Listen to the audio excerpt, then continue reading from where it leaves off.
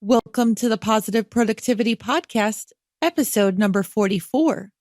Welcome to Positive Productivity Podcast, where we empower our audience to achieve and appreciate personal and professional success, especially in the face of adversity.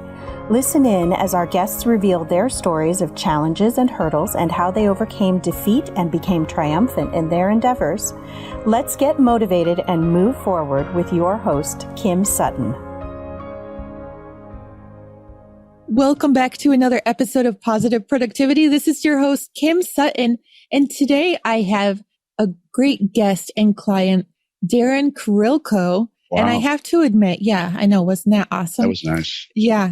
Listeners, just so you know, although Darren and I have been working together for a few months now, it took me until pre-show to get his last name pronunciation right. That's right. Yeah. Positive Productivity Podcast, not perfection.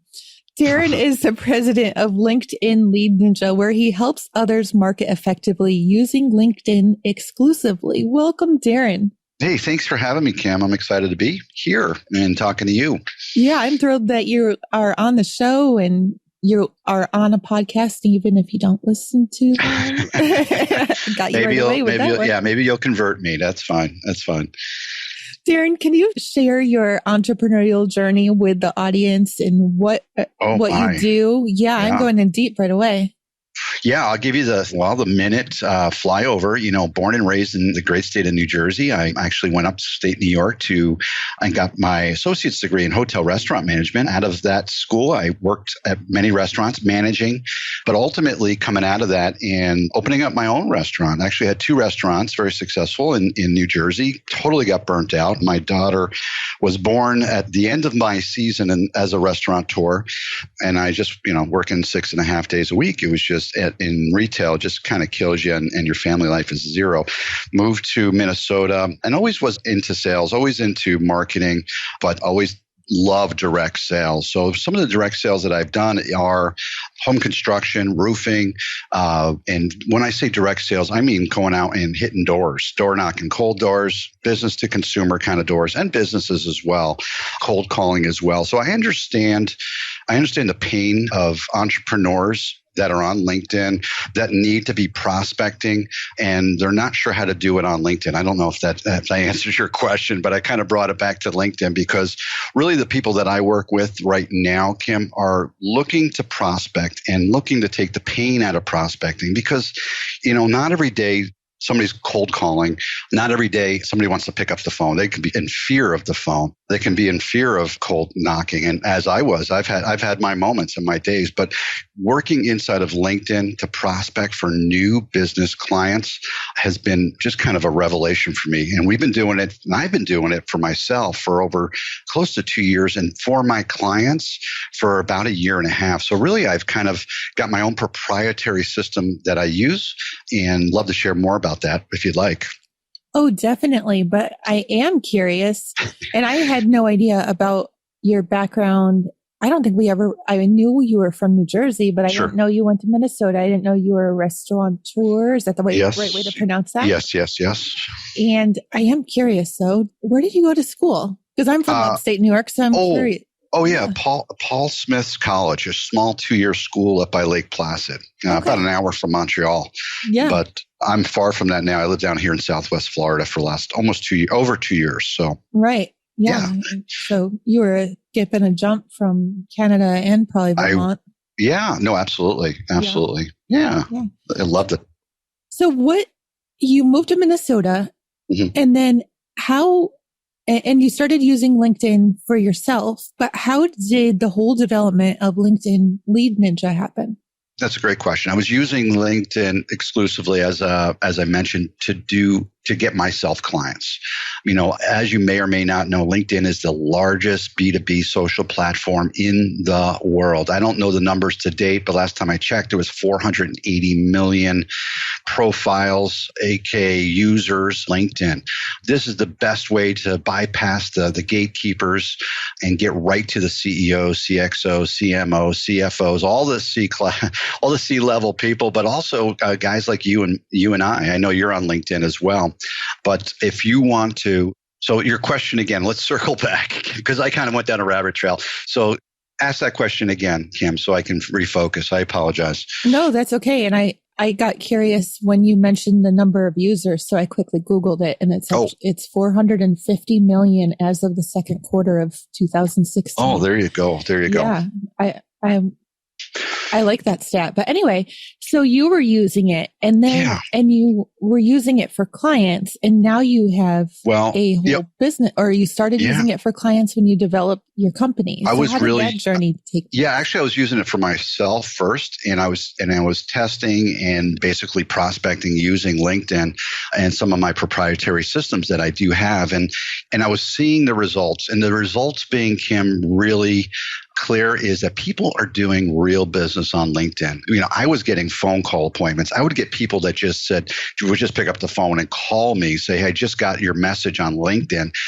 I was amazed by the positive responses I was getting, the engagement I was getting on LinkedIn, and stuff that you won't see maybe on Facebook or you won't see on Twitter. Now, I know you're big on Twitter, and big being that you use it and you do well on it. That might be great for driving Facebook, Twitter traffic. But if you're looking to drive phone calls, emails, you really need to get in on LinkedIn. And if you're not proficient in LinkedIn, that's where I come in. My website is a free membership site. We'll give you some free training on how to get started and how to use it properly. That's fabulous. And yeah, you are exactly right. I do use Twitter and Facebook, and both are great traffic generators. Mm-hmm. Facebook maybe a little bit more as far as starting a conversation, but about getting the clients who are seriously ready to start using my services for their businesses. Definitely the qualified leads most often come from LinkedIn. Sure. Yeah. No, that's definitely what I've found. So really what I've done, Kim, and just to go back and revisit what I just said, I kind of put a proprietary system together, getting your profile right, finding your target market, messaging them at good numbers, not just small numbers, and really messaging them with the one intention that they're going to engage with you. So once I got that down, I really started to roll this out for clients one at a time, and then getting them great results. So they were longtime clients. They were seeing the benefits of what I was doing. And then I just really, at this point, I've opened up the doors for the done for you service. And the done for you service basically starts from the beginning, and you being a website developer and a marketer, you understand this, Kim, you need to get your landing page correct. And your landing page for LinkedIn is going to be your profile. You need to have a professional headshot. I definitely advise that. If you are a professional after C-levels, you need to have a suit and tie. And I would go and spend $100 and $150 and get a professional headshot. It goes a long way. We also do and show you how to do a custom background. That background's kind of like a banner, maybe on a Facebook or a Twitter page. You can do the same with LinkedIn. And that banner is going to tie in your branding, your logo, maybe some pain points of your customer, some of the benefits of working with you. So really what you're looking at when you look at the top of a profile, and you can go to my profile and see an example that you're going to see my banner that is and my headshot, and you don't have to go anywhere else to know. You don't have to scroll down. You know exactly what I do and how I do it. So not only doing the headshot right, the banner, but you want to get your summary intact. And your summary, according to LinkedIn, can only be 2,000 characters. Character being a period, exclamation point, a space. So you need to be very careful not to go over that limit. But you want to write that summary like a mini sales page.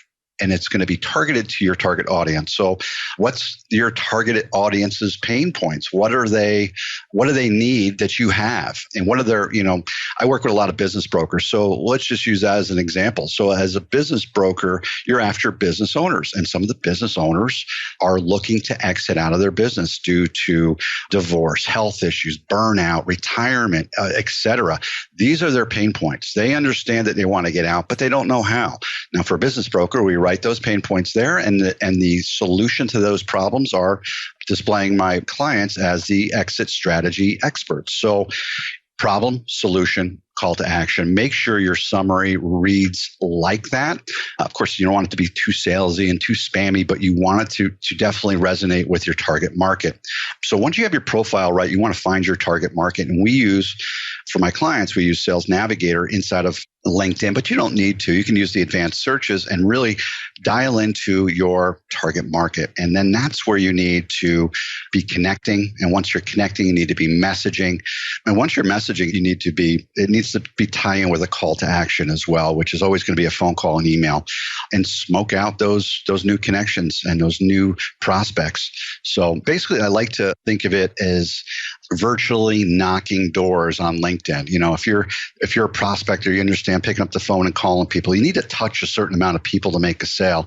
And you're doing that inside of LinkedIn on a daily basis, you will succeed. I had a friend of mine who, even if you don't know how to sell, so what I'm about to say resonates with people who don't know how to sell or might be afraid of selling. But a friend of mine once said, even a blind squirrel finds a nut once in a while. Meaning, if you're out there doing the prospecting, touching, 100 people, 30 to 100 people a day, you will make a sale by default. So that's all so much great information. And I have to admit, again, in my total transparency, I just went into my LinkedIn profile. Hopefully it will be different by the time this episode airs, but I don't have a header that's anything worth seeing. Sure. What would you recommend that listeners include in their header graphic? Definitely brand or logo. So make sure your brand or logo is easy to see and it ties in with your website. So here's people looking at your profile. They go to your website. They see the same colors, the same branding, the same logo. There's, what's that word I'm looking for? Help me out here, Kim.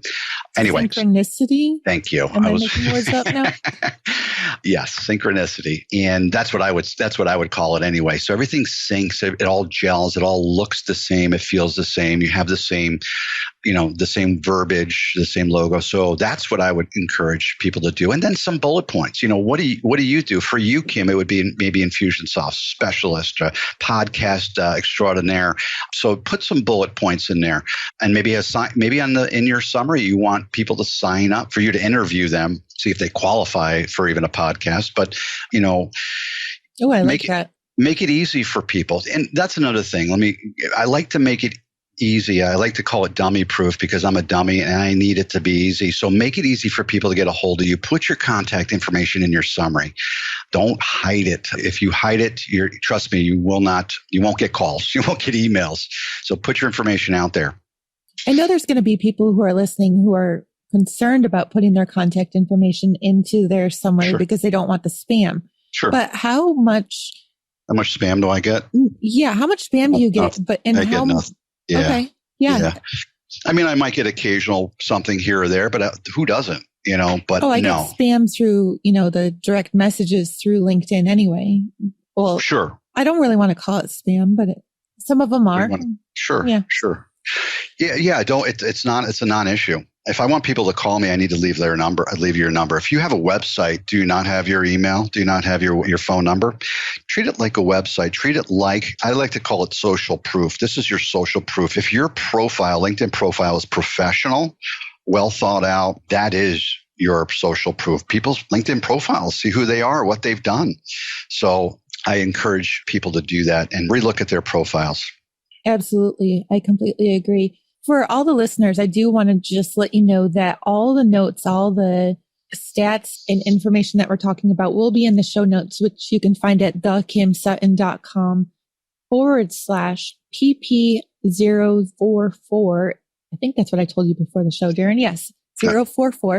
So if you listen to episode number 10 with Erica Kastner, she was saying that when she goes out to networking events now, she actually doesn't take business cards. She will ask the person that she's talking to if they are on LinkedIn, and then she'll connect with them right away at the event. That's nice. Do you do similar? I or do you nothing carry business cards outside of my desk. I don't. I used to do networking. I used to go out and do all that. And I have really just using LinkedIn and my phone I'm busier than I've ever been. So I don't, some people like to do that. And I'm not saying that's the wrong thing to do, but for me, my business, my clients are not going to network events, basically what it comes down to. And it's good to know that. Definitely. Yeah, I mean, you have to go where your clients are. I mean, if your clients are florists, you need to go to a florist. So, I mean, my clients are on LinkedIn, and that's where I go. So, I would highly recommend too. Not everybody's clients are on LinkedIn. So, if you are B2C kind of business, this Facebook and Twitter is probably where you want to be. If you're a B2B, that's where you're going to thrive on LinkedIn. Absolutely. Absolutely. What are your thoughts about LinkedIn Premium? Yeah. Should you Premium, do it if you are on it? Yeah. All my clients and myself have Sales Navigator. So Sales Navigator is quote unquote premium. I wouldn't do really because you can do so much more with Sales Navigator. You can use it as a CRM. You can save leads. You can invite more people to connect with you at a mass rate. You can actually in your connection request, you can insert a URL, which wasn't previously allowed. And that URL will be right in the message so they can click on it right away, whatever that URL is. So I am absolutely, if you're serious about prospecting, you need to be with Sales Navigator. That's where I preach and teach Sales Navigator. I'll say it one more time. Ready? Sales Navigator. Sales Navigator. Yes.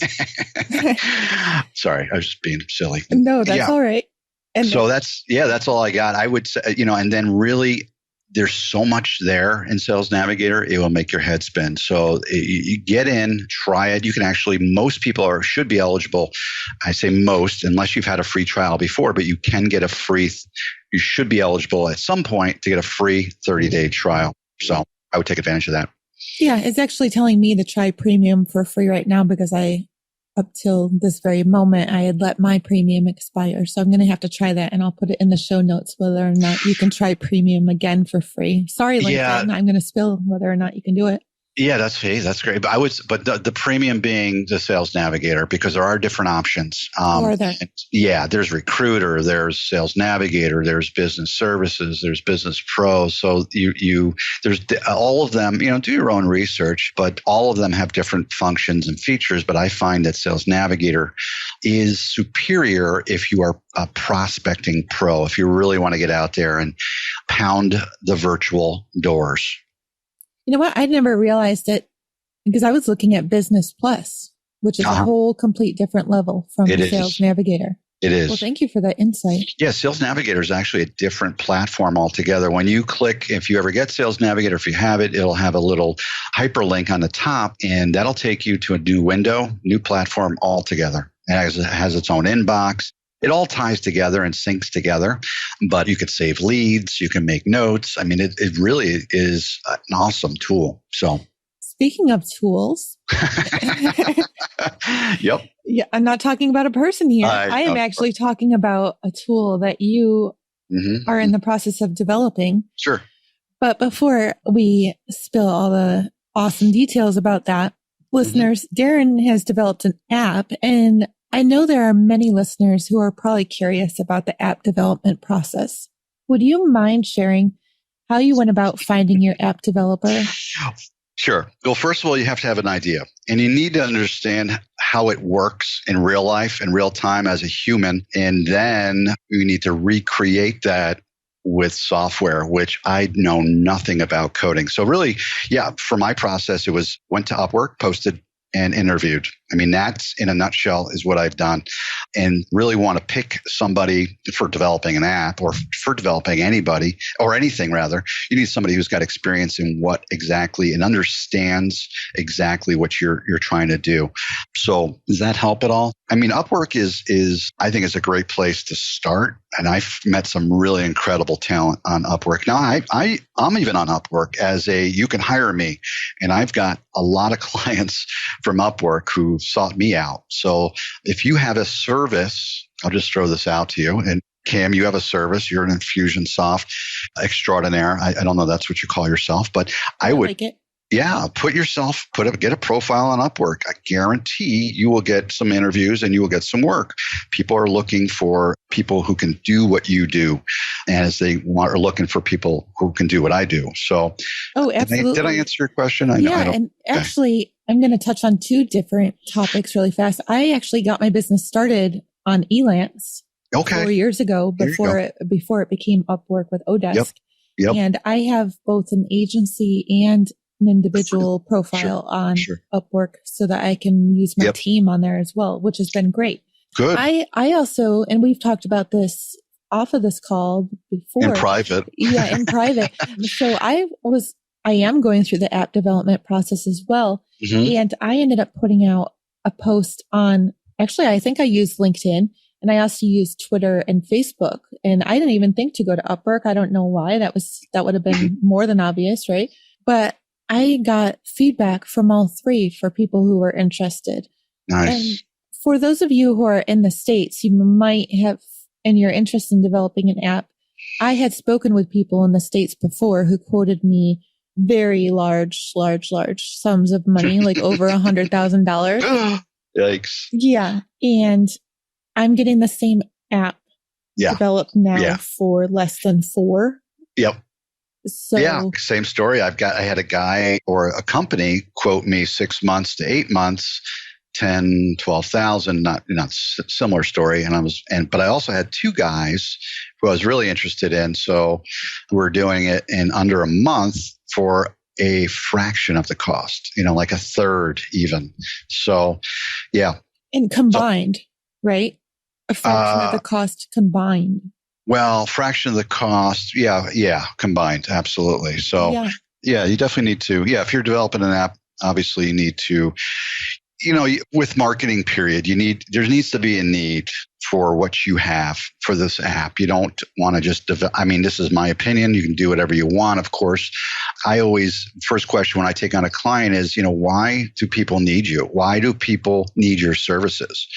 Not to put them back on their heels, not to offend them, but if they can't answer that question effectively, I may not even take them on as a client, because if we can't, and that goes for the app, that goes for any kind of marketing. What problem does this app solve, that you have, Kim, or that I have? And I can tell you, very straightforward what my app does and how it solves problems, and there's a need for it. So before anybody wants to go start an app, make sure there is a need. Do some testing. Ask a lot of people and understand the market before you get into it. That would be my advice. You brought up a really interesting point about the need. And then I have a follow-up question, and then we're definitely going to talk about your app. What if they don't have a clear idea on who they're even marketing to? They need to know their unique selling proposition. Oh, yeah.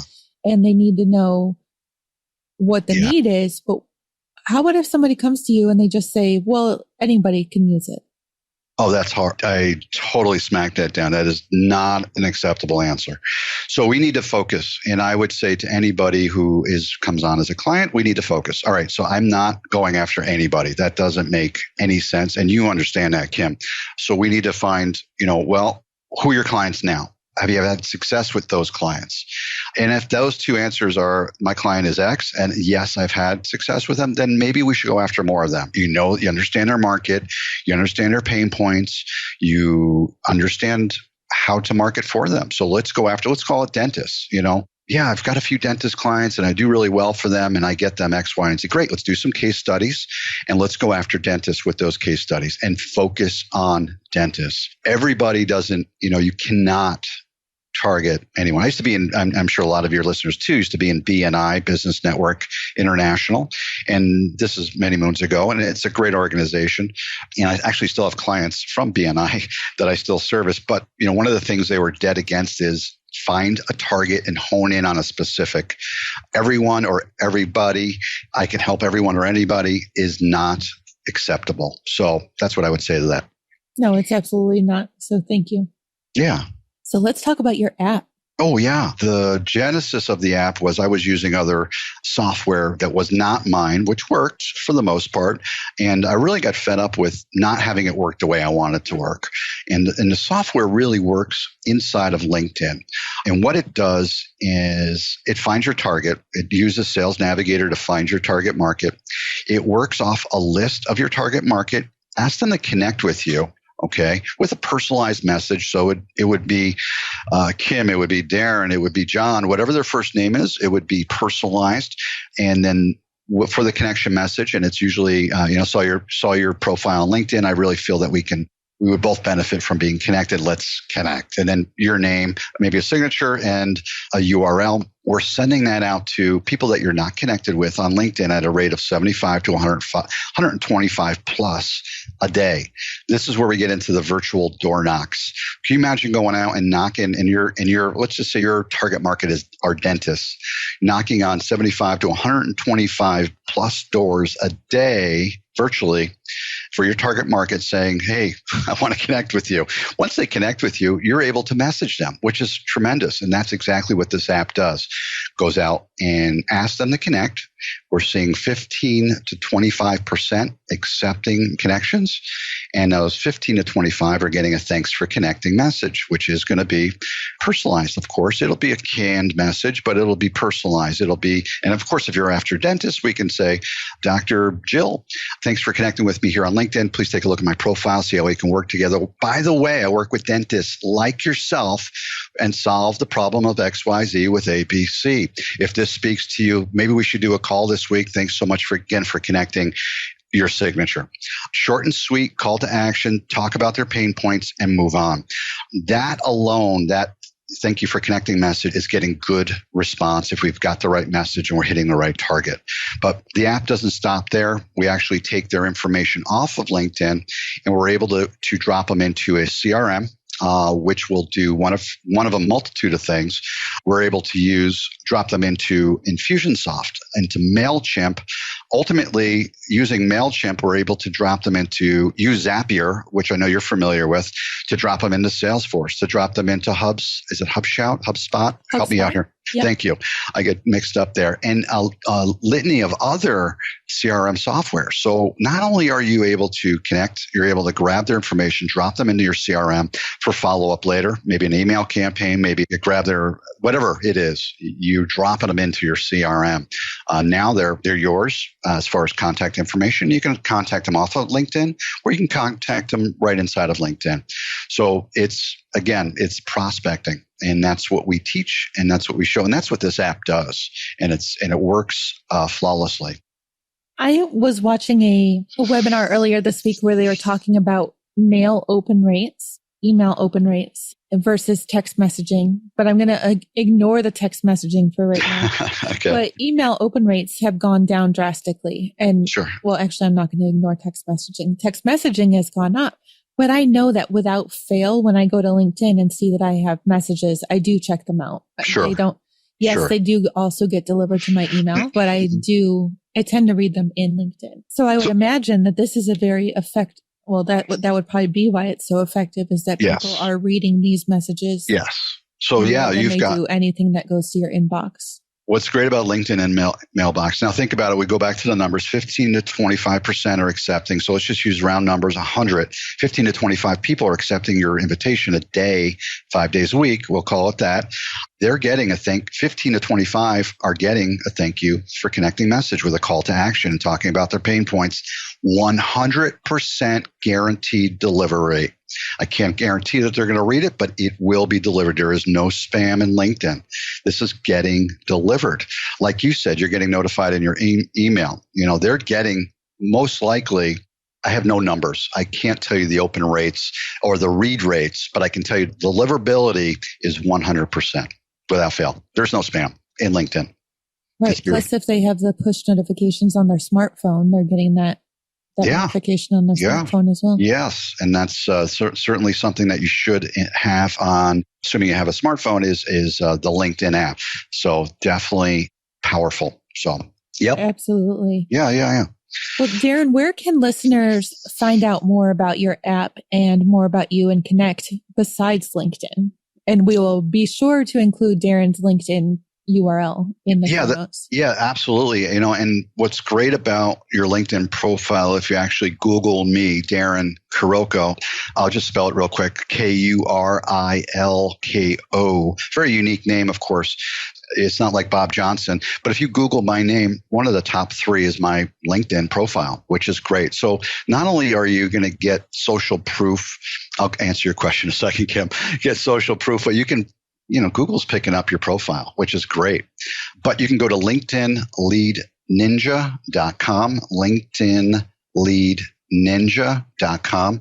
You'll find there some free training. It is a free membership site. I do add articles periodically, and there is some video training once you get inside showing you a lot of the basics, and the basics being how to build a great profile, where to find your target market, and things like this. So hopefully that'll be helpful for people out there.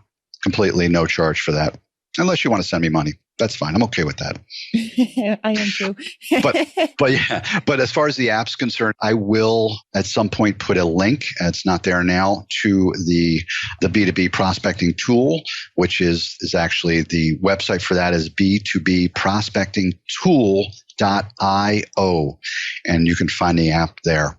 So, fabulous. Yeah. And again, this will all be in the show notes, which you can find at thekimsutton.com/PP044. Great. Darren, thank you so much for joining me and the listeners today in your wealth of knowledge. It's been awesome. Hey, yeah, I've got a little bit of knowledge, but no problem. It was great to be here. Appreciate it. You've given me homework for the weekend, besides any work that, I have to do for you today. But my LinkedIn profile, I'm going to be sending that over to my graphic designer to take care of my header. Yeah. So fabulous. Thank you. Good. You're keeping multiple people busy in a good way. It's all good. Well, thank you, listeners, for joining us for another episode of Positive Productivity. Please visit my website at thekimsutton.com/podcast to listen to other episodes and to get the show notes for Darren's episode. And I wish you a positively productive day. Hey, this is Kim Sutton, host of the Positive Productivity Podcast. And I just want to thank you so much for listening to this episode. If you enjoyed what you heard and you want to share with others, please feel free to do so. I'd also appreciate your comments, your reviews, your ratings, and you can do that on iTunes or Stitcher, or even by clicking through to my website at thekimsutton.com and just leave a comment down below the podcast. I also want to invite you to send me questions at any time that I can address on one of the future episodes. To send me a question to address on a future episode, just visit my website at thekimsutton.com and click on the contact tab at the top. Again, thank you so much for listening to this episode, and I wish you a day filled with positive productivity.